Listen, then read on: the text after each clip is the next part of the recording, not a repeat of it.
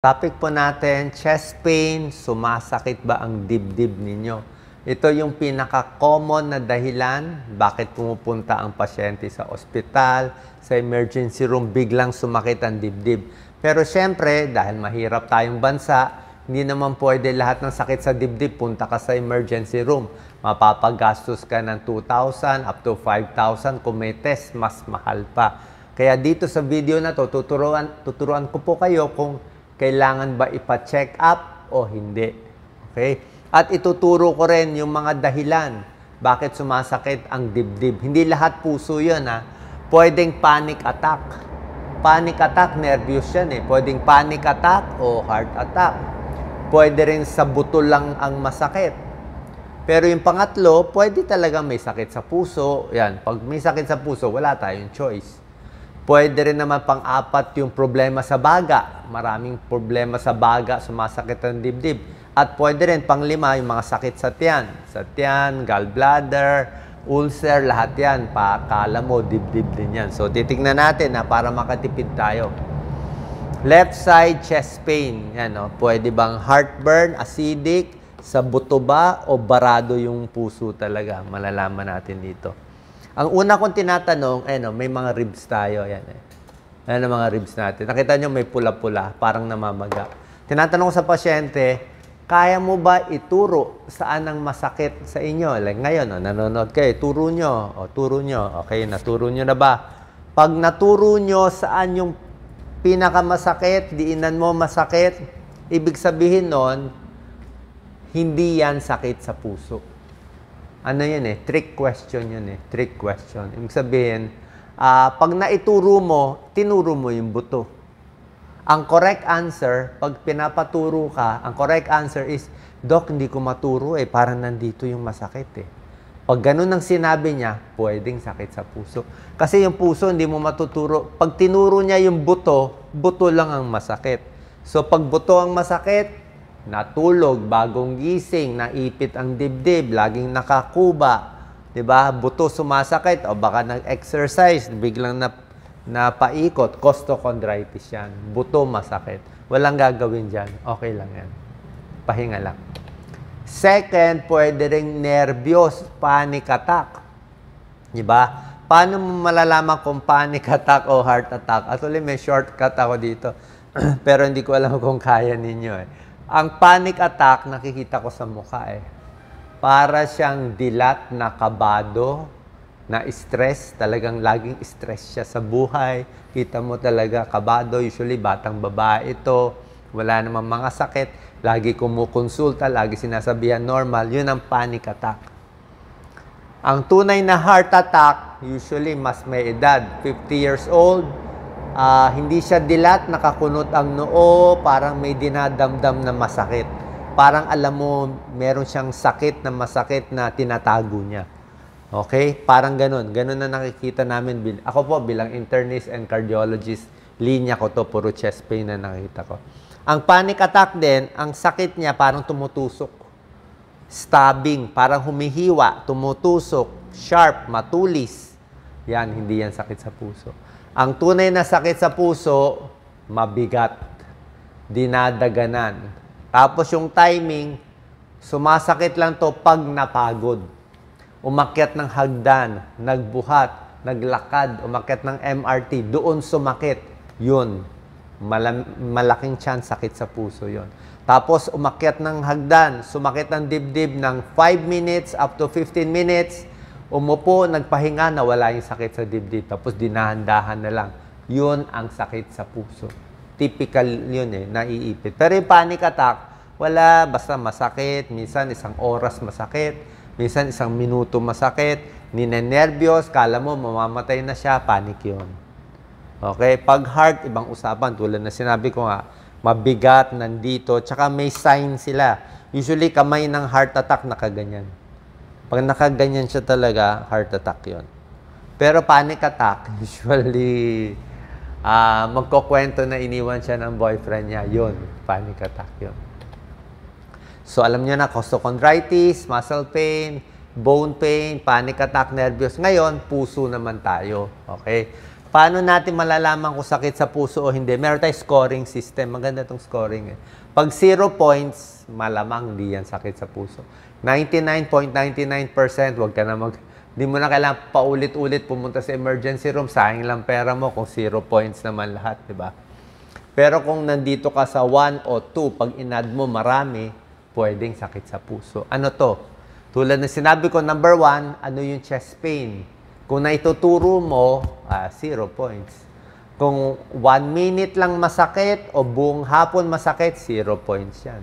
Pero kung sinabi ko nga sa inyo, 5 to 15 minutes, mabigat, dinadaganan, 2 points yun. ECG, normal, pag hindi sakit sa puso. ECG, may diferensya kung may sakit sa puso. Pero ang ECG kasi, 50% accurate lang siya. Hindi siya talagang pinakamagandang test. Meron pang ibang mas magandang test, mga 2D echo, treadmill, stress test, yan ang mga mas magaganda. Edad, less than 45 years old, halos malabo na sakit sa puso. Less than 40, halos malabo. 45 to 65, baka sakit sa puso. 65 and above, mas malaki ang tsansa. Nasa edad. Okay? May risk factor ka ba? Kung meron ka nitong risk factor, pwede natin isipin may sakit sa puso. High blood, high cholesterol, diabetes, may lahi na matay ng maaga sa sakit sa puso, overweight, di ba? Naninigarilyo, risk factor yan. Kung marami kang risk factor, 2 points agad. Kaya nga dapat i-control to, tigil sigarilyo talaga. So ang point ko, kung kayo ay wala pang 45 years old, wala namang risk factor, tapos naituturo, no need na sa check-up. Relax na lang kayo. Diba? Pero, maraming risk factor, medyo may edad, tapos alanganin yung chest pain, pa-check na tayo. Diba? So, ito yung guideline namin. Tapos, yung tulad na sinabi ko, diba? Pag sakit sa puso, pwede sa dibdib, hanggang leeg, hanggang kaliwang kamay, possible yan. Ang test ECG muna, pwede kasing normal lang ECG. Ang ECG kasi, madidetect lang niya yung sakit sa puso kung maraming bara na. Kung baradong-barado na siguro kung 90% o 100% barado. So bilang cardiologist, alam ko yan. Pero pag hindi pa talagang barang-bara, magno-normal pa yan. Kaya ginagawa natin, treadmill stress test, tumatakbo. So, tatakbo yung pasyente sa treadmill, naka-ECG yan. Habang pinapagod mo siya, doon lalabas yung bara. Doon nagkukulang ng oxygen sa puso. Kaya pag yung ECG niya nagiging abnormal. 2D echo, makikita rin kung dati nang may heart attack. Pero ang pinakamaganda, angiogram, kung talagang duda tayo. Angiogram, nilalagyan ng wire sa puso, pero invasive to. Hindi basta-basta ginagawa. Kung may barado, nilalagyan ng stent, binubuka, kaya lang mahal yan. Sa mga heart center, pwede mahal.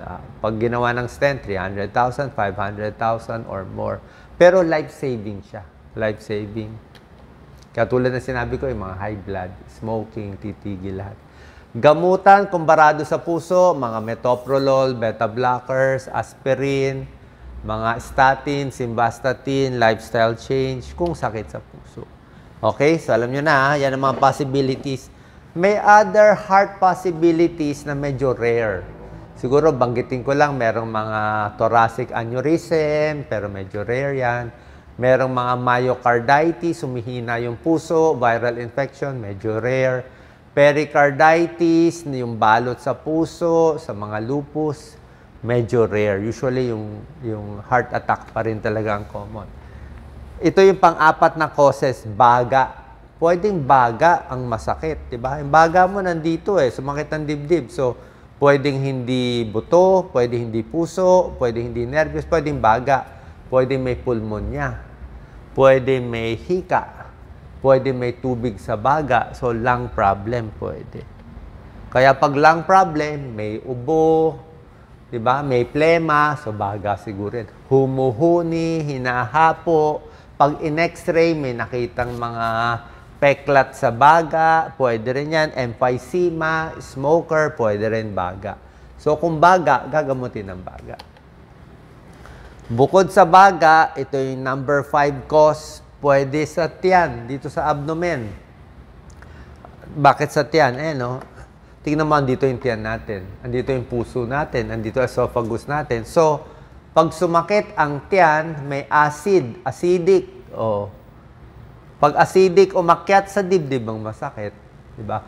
Pag may ulcer, bandang sikmura, bandang dibdib. Pag may heartburn, ayan, acid reflux, peptic ulcer, halos dibdib magmasakit. Lalo na pag may GERD, gastric reflux, diba? Dito masakit. Okay? Kabag, mahangin ng tiyan. Ito, mahangin, parang dibdib din masakit. Tsaka pag problema sa tiyan, nagre-react yung puso. Nagpapalpitate din yan. Kaya kala mo puso. So, pag marami kang hindi matunawan, nakakabagan, masakit ang maasim, pakatiyan ng problema, hindi sa puso. Tsaka ang timing ng sakit sa tiyan, siyempre bagong kain, nagutom, diba? Ito tubig lang gusto ko, tubig lagi, every 15 minutes, mahugasan yung acid at saging, may tulong yan. So pag tiyan, pwedeng indigestion, pwedeng GERD, pwedeng heartburn, pero pwede rin na minsan sa kanan, baka gallbladder stone. O sa liver, may liver abscess, pero bandang kanan na yun. Okay? Pag baga, pwede dito. Pag hindi, so nakita nyo na, malalaman nyo kung kailangan magpa-check up or hindi. Pero kung may duda kayo, wala namang masama magpa-check up isang beses. Pag nakita nyo, wala kayong risk factor, so no need na. Ito na lang gagawin natin. Kung di natin alam kung sakit sa puso, hindi ba, o sakit sa baga, o sakit sa tiyan, o nervyos, whatever yung cause ng chest pain mo, sundin na lang natin to. Healthy lifestyle to patok naman to sa lahat Pwede to sa puso, sa baga, sa tiyan, sa nervyos, whatever. Which is mas bawas stress, relaxation. Okay naman.